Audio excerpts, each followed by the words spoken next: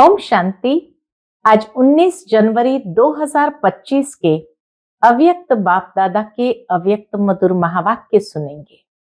ये अव्यक्त मधुर महावाक्य अव्यक्त बाप दादा ने 30 नवंबर 2003 को सुनाए थे, जिसमें आज ब्राह्मण संसार के रचता बाप दादा अपने ब्राह्मण बच्चों को देख रहे हैं, चाहे देश चाहे विदेश में।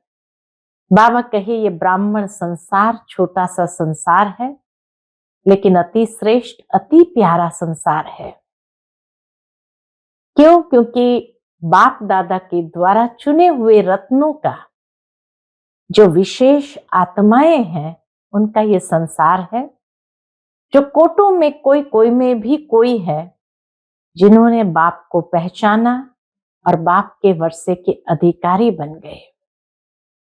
ऐसे ब्राह्मण बच्चों को बाबा ने जन्मते ही भाग्य विधाता बनकर मस्तक पर श्रेष्ठ भाग्य की लकीर खींच दी। तो बाबा कहे, ऐसे अपने को भाग्यवान आत्मा समझते हो? हर एक ब्राह्मण के दिल में कौन होता है? दिलाराम, जो दिल का दुलार, दिल का प्यार दे रहा है। और ये परमात्मा प्यार सारे कल्प में एक ही बार, एक द्वारा, एक ही समय पर प्राप्त होता है। तो बाबा कहे, ऐसा रूहानी नशा रहता है हर कर्म में। क्योंकि बाबा कहे, बच्चों ने चैलेंज किया है विश्व को कि हम कर्म योगी जीवन वाले विशेष आत्माएं हैं। योग लगाने वाले योगी नहीं है, योगी जीवन वाले। और जीवन सदाकाल होती है, नेचुरल और निरंतर रहती है। ब्राह्मण जीवन का लक्ष्य ही है याद में रहना। तो बाबा कहे, जैसा लक्ष्य होता है वैसे लक्षण भी स्वतः आते ही है। बाप दादा हर एक बच्चे के मस्तक में चमकता हुआ भाग्य का सितारा देखते हैं। और उसमें विशेष क्या देखते हैं बाबा? कि हर बच्चे को श्रेष्ठ स्वमानधारी, स्वराज्यधारी रूप में देखते हैं। बाबा कहे, अपने को समझते हो कि मैं श्रेष्ठ स्वमानधारी आत्मा हूं, स्वराज्यधारी आत्मा हूं। समझने के साथ साथ उसको अनुभव करना। क्यों ये श्रेष्ठ स्वमान में रहना आवश्यक है? इसके अनुभवी बनना आवश्यक है, क्योंकि बाबा कहे, यही स्वमान अभिमान को खत्म कर देता है। क्योंकि यह स्वमान श्रेष्ठ अभिमान है। तो श्रेष्ठ अभिमान अशुद्ध भिन्न भिन्न देह अभिमान को समाप्त कर देता है। जैसे बाबा कहे, सेकंड में लाइट का स्विच ऑन करो तो अंधकार भाग जाता है। अंधकार को भगाया नहीं जाता है, निकाला नहीं जाता है। बाबा कहे, स्विच ऑन करो और अंधकार समाप्त। ऐसे ही स्वमान की स्मृति का स्विच ऑन करो तो भिन्न भिन्न प्रकार के देह अभिमान समाप्त करने की मेहनत नहीं करनी पड़ेगी। आज बाबा विशेष बच्चों को अनुभवी मूर्त बनने की प्रेरणा दे रहे हैं। उसमें भी सबसे पहले हर एक स्वमान के अनुभवी मूर्त बनना है। बाबा कहे, स्वमान की लिस्ट को दिल में खाली वर्णन नहीं करो कि मैं बाप दादा के दिल तक नशीन आत्मा हूं। बाबा कहे, न वर्णन करो न सोचो, लेकिन अनुभव की सीट पर सेट हो जाओ। जो सोचते हैं वह अनुभव नहीं कर पाते हैं। और सबसे बड़ी अथॉरिटी है अनुभव की अथॉरिटी। अनुभव स्वरूप बनना, यही ब्राह्मण जीवन की श्रेष्ठ अथॉरिटी है। बाबा कहे, यही अंतर है भक्ति और ज्ञान में। भक्ति में भी सुनने की मस्ती में बहुत मस्त होते हैं, सोचते भी है, लेकिन अनुभव नहीं कर पाते हैं। और ज्ञानी तो आत्मा अर्थात हर स्वमान के अनुभवी बनना। अनुभव कभी भी जीवन में भूलता नहीं है। सुना हुआ, सोचा हुआ भूल सकता है। हर सुनी हुई बात जो भगवान बाप से सुनी है, उसके अनुभवी मूर्त बनो। तो पहली बात तो स्वमान के अनुभवी मूर्त। दूसरा, जो भी भगवान द्वारा सुनी हुई बात है, वो हर सुनी हुई बात का अनुभव करना, अनुभवी मूर्त बनना। बाबा कहे अनुभव की हुई बात 1000 लोग भी अगर मिटाने चाहे तो मिट नहीं सकती, और माया भी अनुभव को मिटा नहीं सकती है। इसलिए बाबा कहे हर स्वमान को अनुभव करो। बाप दादा ने देखा कि अनुभव हर स्वमान का व हर पॉइंट का अनुभवी बनने में भी बच्चे नंबरवार हो जाते हैं। क्यों? क्योंकि देह अभिमान का उल्टा अभ्यास 63 जन्म का बहुत है। इसलिए बार बार उस स्वमान के अनुभव से नीचे उतर आते हैं, उस सीट पर सेट नहीं होते हैं और देह अभिमान में आ जाते हैं। यथार्थ अभ्यास अनुभव में भूल जाता है। परमात्मा बच्चे और मेहनत करनी पड़ती है फिर। और बाबा कहे ये मेहनत क्यों करनी पड़ती है? कारण है अनुभवी मूर्त की कमी है। जब देह अभिमान का अनुभव कुछ भी हो जाए, कोई भी कर्म करते देह भान भूलता नहीं है, तो ब्राह्मण जीवन अर्थात कर्मयोगी जीवन, योगी जीवन का अनुभव भूल कैसे सकता है? तो एक तो हर सोमान का अनुभव, दूसरा बाबा कहे बाबा की कही हुई हर बात का अनुभव, तीसरा बाबा कहे हर सब्जेक्ट को अनुभव में लाया है। 4 सब्जेक्ट है ब्राह्मण जीवन के।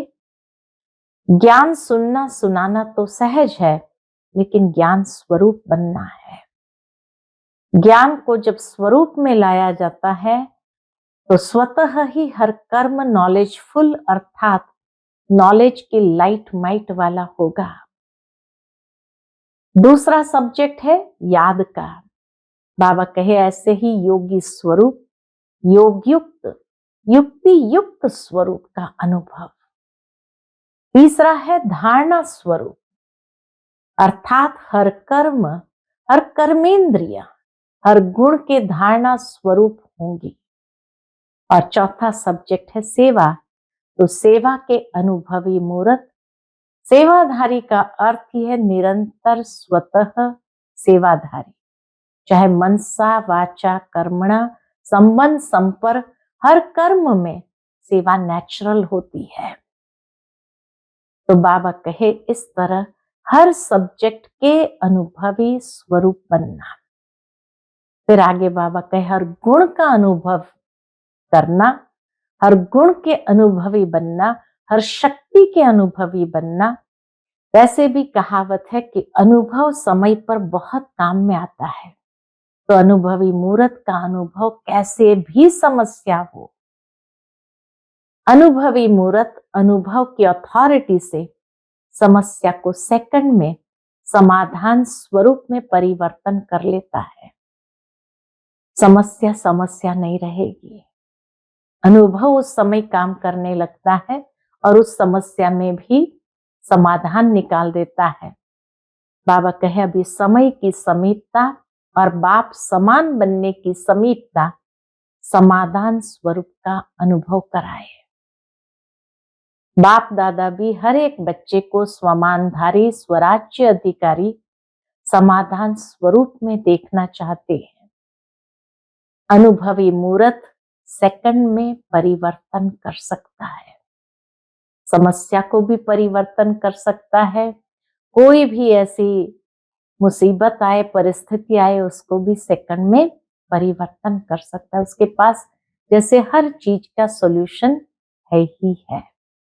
तो आज बाबा ने कहा इन सब बातों के अनुभवी मूर्त बनना है, वर्णन नहीं करना है, सोचना नहीं है, अनुभव की अथॉरिटी बनना है। तो सुनते हैं आज के बाबा के अनमोल मधुर महावाक्य। आज के मुरली का शीर्षक है, चारों ही सब्जेक्ट में अनुभव की अथॉरिटी बन समस्या को समाधान स्वरूप में परिवर्तन करो। आज ब्राह्मण संसार का रचता अपने चारों ओर के ब्राह्मण बच्चों को देख रहे हैं। यह ब्राह्मण संसार छोटा सा संसार है, लेकिन अति श्रेष्ठ, अति प्यारा संसार है। ब्राह्मण संसार छोटा है, लेकिन श्रेष्ठ और अति प्यारा संसार है। यह ब्राह्मण संसार सारे विश्व के विशेष आत्माओं का संसार है, क्योंकि बाबा के एक एक रत्न चुने हुए रत्न है। तो इसीलिए बाबा कहे, इस ब्राह्मण संसार में सारे विश्व के विशेष आत्माएं समाई हुई है। हर एक ब्राह्मण कोटों में कोई में भी कोई आत्मा है, क्योंकि अपने बाप को पहचान बाप के वर्षे के अधिकारी बने हैं। इसीलिए कोटों में कोई में भी कोई, जिसके पास ये दिव्य नेत्र है भगवान को पहचानने के और उसके वर्षे के अधिकारी बनने के। जैसे बाप ऊंचे ते ऊंचा है, तो बाप को पहचान बाप का बनने वाली आत्माएं भी विशेष आत्माएं हैं। हर ब्राह्मण आत्मा के जन्मते ही भाग्य विधाता बाप ने मस्तक पर श्रेष्ठ भाग्य की लकीर खींच ली है। हर एक ब्राह्मण आत्मा का जैसे ही इस ब्राह्मण संसार में जन्म हुआ कि भाग्य विधाता ने बाप ने उनके मस्तक पर श्रेष्ठ भाग्य की लकीर खींच ली है। ऐसी श्रेष्ठ भाग्यवान आत्मा है। ऐसे भाग्यवान अपने को समझते हो कि हम ऐसे भाग्यवान आत्मा है? इतना बड़ा रूहानी नशा अनुभव होता है। हर एक ब्राह्मण के दिल में क्या है? बाबा कहे, हर एक ब्राह्मण के दिल में दिलाराम, दिल का दुलार, दिल का प्यार दे रहे हैं। हर एक ब्राह्मण के दिल में दिलाराम बाबा क्या कर रहे हैं? हर एक ब्राह्मण को दिल का दुलार, दिल का प्यार दे रहे हैं। यह परमात्म प्यार सारे कल्प में एक द्वारा और एक समय ही प्राप्त होता है। यह रूहानी नशा सदा हर कर्म में रहता है। बाबा कहे, कितने श्रेष्ठ भाग्यवान आत्माएं हो जो सारे कल्प में ये परमात्म प्यार एक द्वारा और एक ही समय पर प्राप्त होता है। और ये स्मृति भी अगर रहे तो बाबा कहे, ये रूहानी नशा सदा हर कर्म में रहता है, क्योंकि आप विश्व को चैलेंज करते हो कि हम कर्मयोगी जीवन वाले विशेष आत्माएं हैं। हम कर्मयोगी जीवन वाले विशेष आत्माएं हैं। सिर्फ योग लगाने वाले योगी नहीं, योगी जीवन वाले हैं। जीवन सदाकाल की होती है, नेचुरल और निरंतर होती है। जीवन थोड़े घंटों की नहीं होती है, सदाकाल की होती है, नेचुरल और निरंतर होती है। 8 घंटे 6 घंटे के योगी जीवन वाले नहीं है। योग अर्थात याद तो ब्राह्मण जीवन का लक्ष्य है। बाबा कहे, निरंतर याद में रहना ये तो ब्राह्मण जीवन का लक्ष्य है। जीवन का लक्ष्य स्वतः ही याद रहता है, और जैसा लक्ष्य वैसा लक्षण। तो बाबा कहे, जीवन का लक्ष्य स्वतः ही याद रहता है, और जैसा लक्ष्य होता है वैसे लक्षण भी स्वतः ही आते हैं। बाप दादा हर ब्राह्मण आत्मा के मस्तक में चमकता हुआ भाग्य का सितारा देखते हैं। बाप दादा सदा हर बच्चे को किस रूप में देख रहे हैं? भाग्य का सितारा चमकता हुआ तो देखते ही है, लेकिन बाप दादा सदा हर बच्चे को श्रेष्ठ स्वमानधारी स्वराज्य अधिकारी देखते हैं। बाबा स्वमानधारी और स्वराज्यधारी देखते हैं। तो आप सभी भी अपने को स्वमानधारी आत्मा हूं, स्वराज्यधारी आत्मा हूं, ऐसे ही अनुभव करते हो। स्वमानधारी होंगे तो स्वराज्यधारी भी स्वतः हो जाएंगे। इसलिए बाबा कहे ऐसा अपने को समझते हो, अनुभव करते हो। सेकंड में अगर स्मृति में लाओ कि मैं स्वमानधारी आत्मा हूं, एक सेकंड में ये स्मृति जागृत हो जाए कि मैं स्वमानधारी आत्मा हूं, तो सेकंड में स्वमान के कितनी लिस्ट आ जाती है। अभी भी अपने स्वमान की लिस्ट स्मृति में आई। जैसे ही बाबा ने कहा तो स्वमान की लिस्ट स्मृति में आई। लंबी लिस्ट है ना। स्वमान क्या करता है? तो बाबा के स्वमान अभिमान को खत्म कर देता है, क्योंकि स्वमान है श्रेष्ठ अभिमान। स्वमान अशुद्ध अभिमान को खत्म कर देता है, क्योंकि स्वमान है श्रेष्ठ अभिमान। तो श्रेष्ठ अभिमान अशुद्ध भिन्न भिन्न देह अभिमान को समाप्त कर देता है। कितनी सूक्ष्म बात है कि अपने श्रेष्ठ अभिमान में स्थित हो जाए, उस स्वमान में स्थित हो जाए, तो जो भी देह के विभिन्न अशुद्ध अभिमान है वो सब समाप्त कर देता है। जैसे सेकंड में लाइट का स्विच ऑन करने से अंधकार भाग जाता है। अंधकार को भगाया नहीं जाता है। कोई ये नहीं कह सकते अंधकार को निकालो। अंधकार को निकाला नहीं जाता है। तो बाबा कहे अंधकार को भगाया नहीं जाता है, या अंधकार को निकालने की मेहनत नहीं करनी पड़ती है, लेकिन स्विच ऑन किया, अंधकार स्वतः ही समाप्त हो जाता है। ऐसे स्वमान की स्मृति का स्विच ऑन करो। कोई ना कोई श्रेष्ठ स्वमान में स्थित हो जाओ, माना स्विच ऑन करो, तो भिन्न भिन्न देह अभिमान समाप्त करने की मेहनत नहीं करनी पड़ेगी। मेहनत तब तक करनी पड़ती है जब तक स्वमान के स्मृति स्वरूप नहीं बनते। स्वमान के स्मृति स्वरूप होते ही लाइट आ गई, स्विच ऑन हो गई, तो अंधकार समाप्त हो गया। तो इसीलिए बाबा कहे मेहनत नहीं करनी पड़ती है। बाप दादा बच्चों का खेल देखते हैं। क्या खेल देखते हैं? स्वमान को दिल में वर्णन करते हैं। नहीं बच्चे, स्वमान को रिपीट करते हैं, अंदर वर्णन करते हैं। मैं बाप दादा के दिल तख्त नशीन हूं, ऐसे वर्णन करते हैं। वर्णन भी कर रहे हैं, सोच भी रहे हैं, लेकिन अनुभव की सीट पर सेट नहीं होते हैं।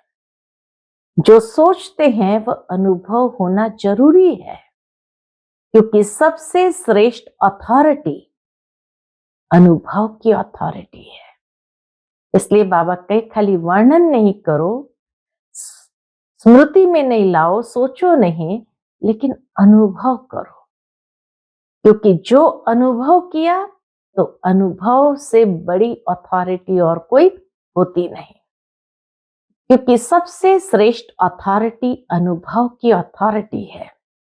तो बाप दादा देखते हैं, सुनते बहुत अच्छा है, मुरली बहुत अच्छे से सुनते हैं, सोचते भी बहुत अच्छा है, लेकिन सुनना और सोचना अलग चीज है।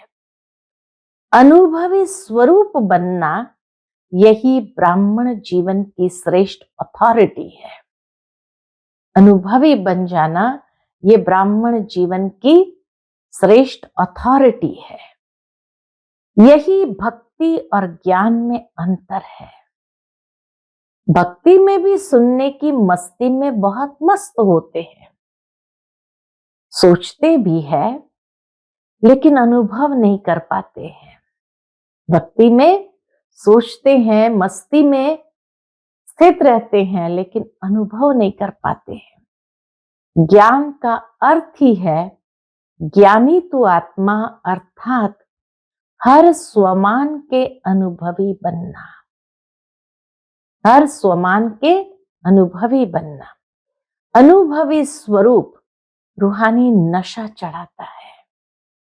जितना जितना अनुभवी बनते जाएंगे, रूहानी नशा चढ़ता जाएगा। अनुभव कभी भी जीवन में भूलता नहीं है। सुना हुआ, सोचा हुआ भूल सकता है, लेकिन अनुभव की अथॉरिटी कभी कम नहीं होती है।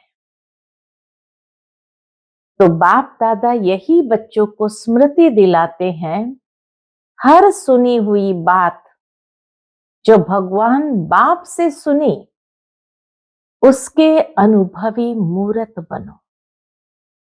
जो भी बात सुनी, उसके अनुभवी मूर्त बनो। अनुभव की हुई बात 1000 लोग भी अगर मिटाना चाहे तो मिट नहीं सकती।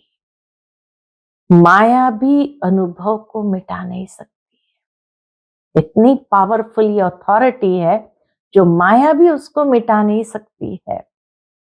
जैसे शरीर धारण करते ही अनुभव करते हो कि मैं फलाना हूं, तो कितना पक्का रहता है। कभी अपने देह का नाम भूलता है? कोई आपको कहे कि आप फलाना या फलानी नहीं हो, तो मान सकते हो? बाबा एग्जाम्पल भी कितने सटीक देते हैं कि कोई आपको कहे कि आप फलाना या फलानी नहीं हो, तो मान सकते हो? ऐसे ही हर स्वमान की लिस्ट अनुभव करने से कभी स्वमान भूल नहीं सकता। लेकिन बाप दादा ने देखा कि अनुभव हर स्वमान का व हर पॉइंट का अनुभवी बनने में नंबरवार है। अनुभव कर रहे हैं लेकिन उसमें नंबरवार जरूर हो जाते हैं। जब अनुभव कर लिया कि मैं हूं ही आत्मा, आत्मा के सिवाय और हो ही क्या, देह को तो मेरा कहते हो, लेकिन मैं हूं ही आत्मा। जब हो ही आत्मा, तो देह भान कहां से आया? क्यों आया? कारण 63 जन्म का अभ्यास। देह भान कहां से आया? जो 63 जन्म का अभ्यास, मैं देह हूं, उल्टा अभ्यास पक्का है। यथार्थ अभ्यास अनुभव में भूल जाता है। बाप दादा बच्चों को जब मेहनत करता देखते हैं, तो बच्चों पर प्यार आता है। बाबा जब देखता है बच्चे मेहनत कर रहे हैं, तो बाबा को प्यार आता है। परमात्मा बच्चे और मेहनत, कारण कारण क्या? मेहनत क्यों करनी पड़ती है? अनुभव मूर्त की कमी है।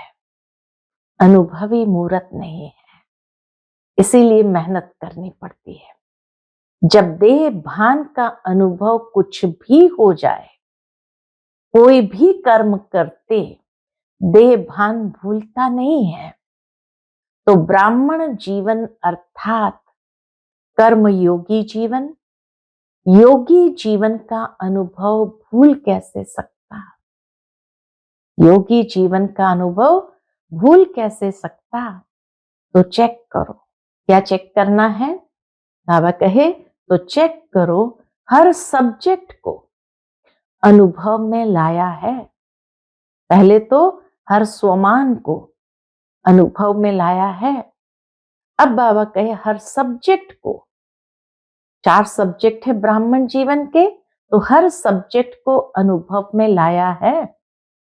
ज्ञान सुनना सुनाना तो सहज है, लेकिन ज्ञान स्वरूप बनना, बाबा कहे पहला सब्जेक्ट ज्ञान, तो ज्ञान सुनना सुनाना तो सहज है, लेकिन ज्ञान स्वरूप बनना है। ज्ञान को स्वरूप में लाया तो स्वतः ही हर कर्म नॉलेजफुल, अर्थात नॉलेज की लाइट माइट वाला होगा, ज्ञान की शक्ति वाला होगा। नॉलेज को कहा ही जाता है लाइट और माइट। ऐसे ही दूसरा सब्जेक्ट है योग का, ऐसे ही योगी स्वरूप, योग युक्त युक्ति युक्त स्वरूप। तीसरा है धारणा स्वरूप, अर्थात हर कर्म, हर कर्मेंद्रिय, हर गुण के धारणा स्वरूप होगी। चौथा सब्जेक्ट है सेवा, सेवा के अनुभवी मूर्त। सेवाधारी का अर्थ ही है निरंतर स्वतः ही सेवाधारी, चाहे मनसा, चाहे वाचा, चाहे कर्मणा, चाहे संबंध संपर्क, हर कर्म में सेवा नेचुरल होती रहे। इसको कहा ही जाता है 4 ही सब्जेक्ट में अनुभव स्वरूप।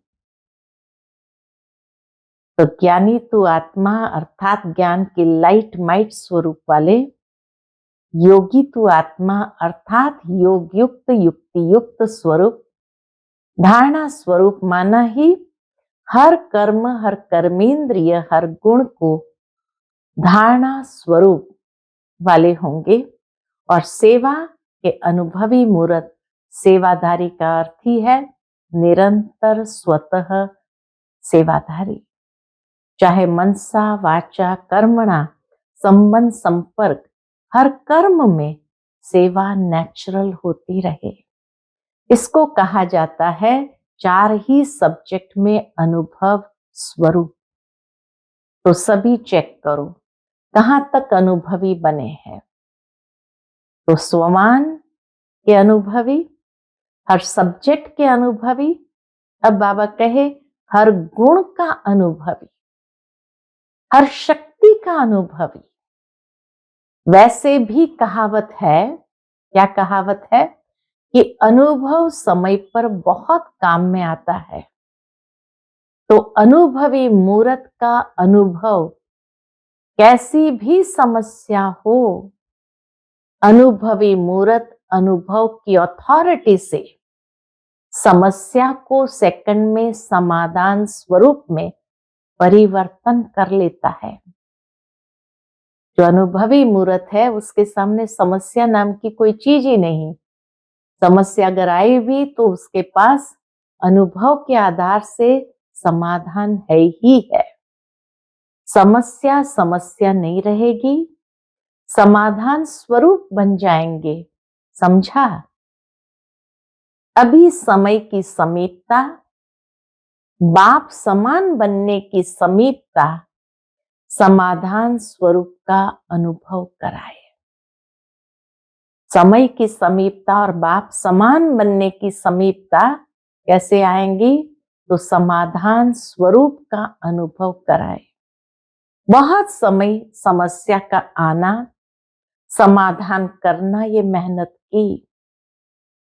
अब बाप दादा हर एक बच्चे को स्वमानधारी, स्वराज्य अधिकारी, समाधान स्वरूप में देखना चाहते हैं। स्वमानधारी, स्वराज्य अधिकारी और समाधान स्वरूप में देखना चाहते हैं। अनुभवी मूर्त सेकंड में परिवर्तन कर सकता है। अनुभवी मूर्त सेकंड में परिवर्तन कर सकता है। अच्छा, सब तरफ के पहुंच गए हैं। डबल फॉरेनर्स भी हर ग्रुप में, डबल फॉरेनर्स भी हर ग्रुप में अपना चांस अच्छा ले रहे हैं। अच्छा, इस ग्रुप में पांडव भी कम नहीं है। पांडव सभी हाथ उठाओ। माताएं, कुमारियां, टीचर्स हाथ उठाओ। पहले ग्रुप में माताएं ज्यादा थी, लेकिन इस ग्रुप में पांडवों ने भी रेस अच्छी की है। पांडवों का नशा और निश्चय अभी तक गायन में भी गाया हुआ है। कौन सा नशा और निश्चय क्या गाया हुआ है जानते हो? 5 पांडव, लेकिन नशा और निश्चय के आधार से विजयी बने। ये गायन अभी तक है। तो ऐसे पांडव हो।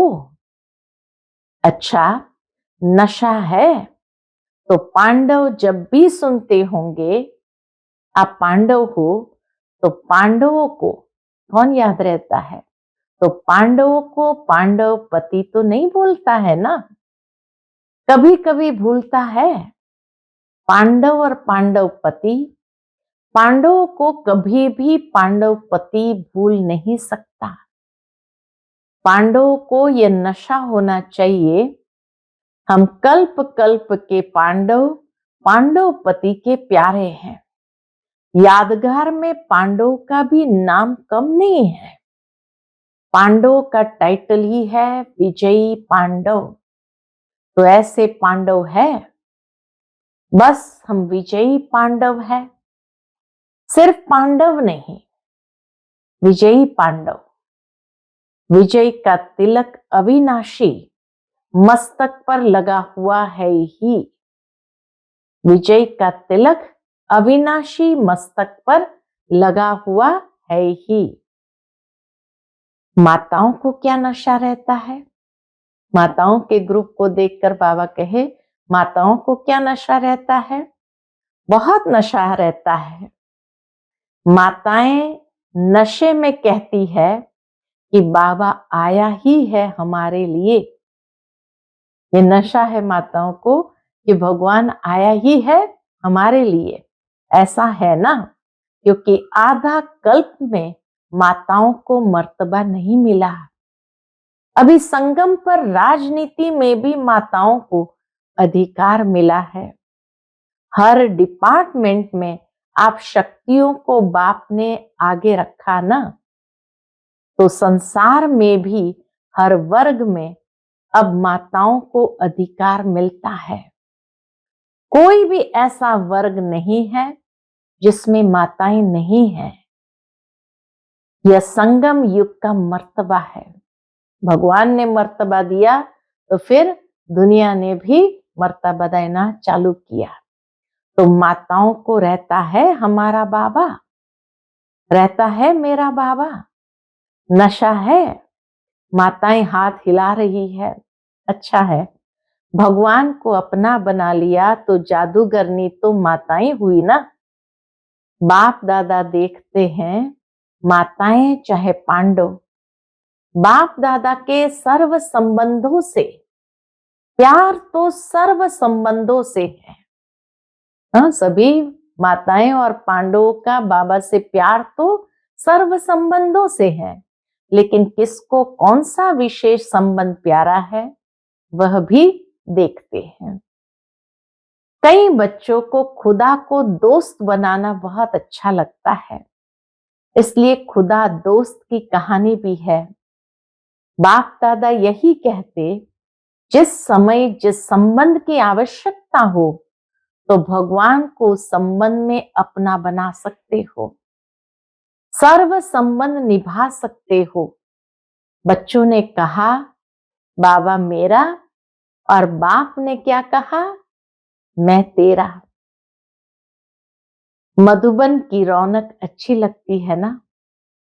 चाहे कितना भी दूर बैठे, सुने भी, देखे भी, लेकिन मधुबन की रौनक अपनी है। मधुबन में बाप दादा तो मिलता ही है, लेकिन और कितनी प्राप्ति होती है। मधुबन में आने से कितनी प्राप्तियां होती है, अगर लिस्ट निकालो तो कितनी प्राप्ति होती है। सबसे बड़े ते बड़ी प्राप्ति सहज योग, स्वतः योग रहता है, मेहनत नहीं करनी पड़ती। अगर कोई मधुबन के वायुमंडल का महत्व रखे तो मधुबन का वायुमंडल, मधुबन की दिनचर्या सहज योगी, स्वतः योगी बनाने वाली है। क्यों? मधुबन में बुद्धि में सिर्फ एक ही काम है। कौन सा? सेवाधारी ग्रुप आता है, वह अलग बात है, लेकिन जो रिफ्रेश होने के लिए आते हैं तो मधुबन में क्या काम है?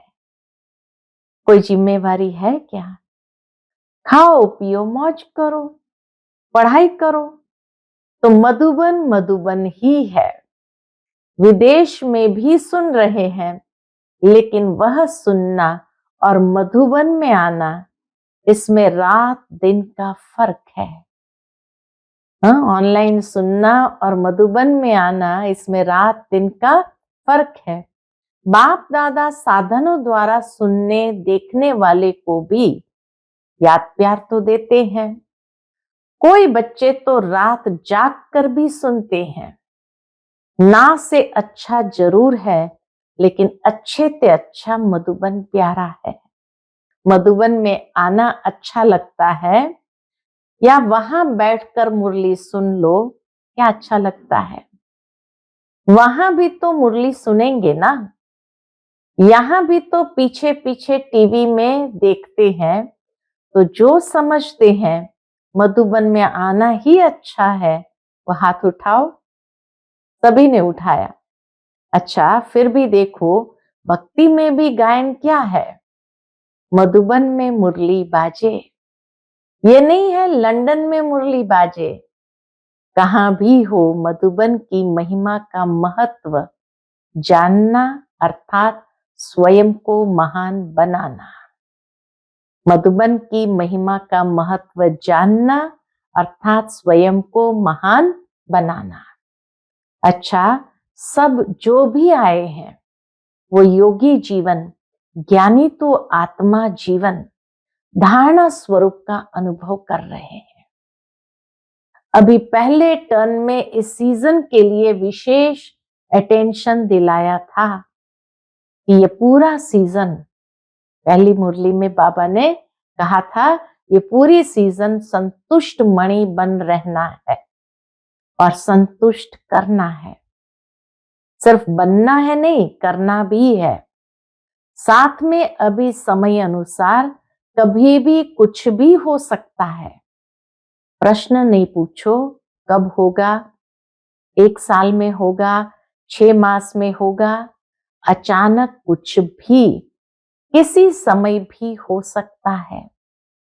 इसलिए अपने स्मृति का स्विच बहुत पावरफुल बनाओ। सेकंड में स्विच ऑन और अनुभवी स्वरूप बन जाओ। स्विच ढीला होता है ना, तो घड़ी घड़ी ऑन ऑफ करना पड़ता है और समय लगता है ठीक होने में। लेकिन सेकंड में स्विच ऑन स्वमान का, स्वराज्य अधिकारी का, अंतर्मुखी होकर अनुभव करते जाओ। अनुभव के सागर में समा जाओ। अनुभव की अथॉरिटी को कोई भी अथॉरिटी जीत नहीं सकती। समझा क्या करना है? बाप दादा इशारा तो दे देते हैं, लेकिन इंतजार नहीं करो। कब कब कब नहीं, अब। एवर रेडी, सेकंड में स्मृति का स्विच ऑन कर सकते हो। कर सकते हो। कैसे भी सरकमस्टेंस हो, कैसी भी समस्या हो, स्मृति का स्विच ऑन करो। यह अभ्यास करो, क्योंकि फाइनल पेपर सेकंड का ही होना है, मिनट भी नहीं। सोचने वाला नहीं पास कर सकेगा। बाबा कहे जो सोचता स्वरूप होगा वो पास नहीं कर सकेगा, अनुभव वाला पास हो जाएगा। इसीलिए बाबा कहते अनुभव की अथॉरिटी बनो, क्योंकि अनुभव वाला सहज पास हो जाएगा। तो अभी सेकंड में ड्रिल कराते हैं बाबा। अभी सेकंड में सभी मैं परमधाम निवासी श्रेष्ठ आत्मा हूं, इस स्मृति की स्विच को ऑन करो और कोई भी स्मृति नहीं हो, कोई बुद्धि में हलचल नहीं हो।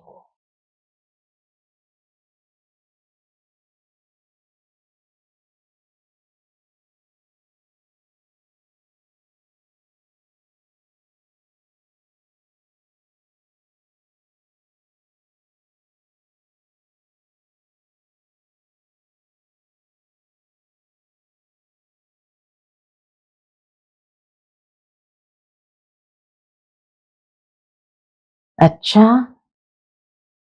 चारों ओर के श्रेष्ठ स्वमानधारी अनुभवी आत्माओं को, सदा हर सब्जेक्ट को अनुभव में लाने वाले, सदा योगी जीवन में चलने वाले निरंतर योगी आत्माओं को, सदा अपने विशेष भाग्य को हर कर्म में इमर्ज स्वरूप में रखने वाले, फोटो में कोई में भी कोई विशेष आत्माओं को बाप दादा का याद, प्यार और नमस्ते।